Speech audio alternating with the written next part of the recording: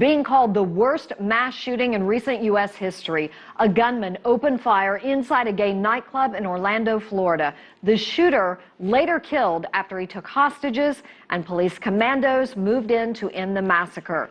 Witnesses describe pure chaos when the gunman entered the club and opened fire. Here's Jay Gray. On here right now, you can see the sign behind me here, the P, that's the Pulse nightclub. Still an active crime scene right now, less than 24 hours after the mass shooting ever in the United States. Across the street in the yellow tent here, that's a makeshift morgue at this point as investigators continue their work here.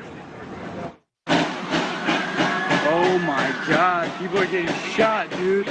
Chaos during what witnesses describe as a slaughter. Just bang, bang, screaming and loud noise, and the other guy next to me was shot. 50 people murdered, more than 50 more wounded during an overnight killing spree at the Pulse nightclub. I thought I was gonna die. I didn't know if I was gonna come out alive.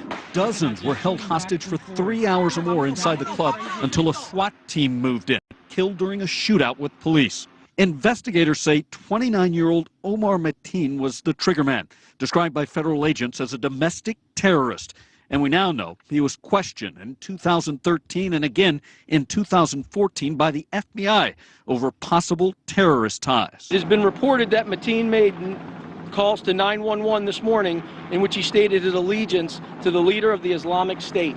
We're also told he mentioned the Boston Marathon bombing during that call just before the attack.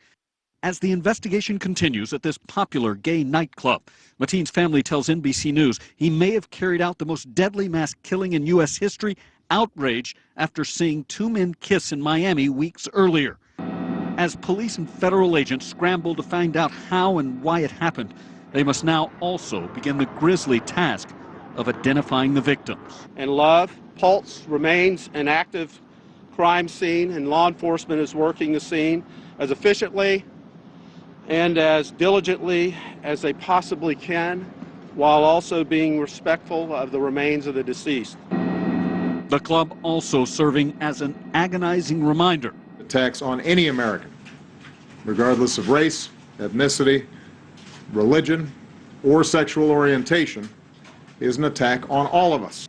A staggering blow to a city and nation now mourning so many lost. Federal agents say that Mateen was armed with a handgun and assault rifle that he apparently purchased legally just a few days before the attack. That's the latest live here in Orlando. Now back to you.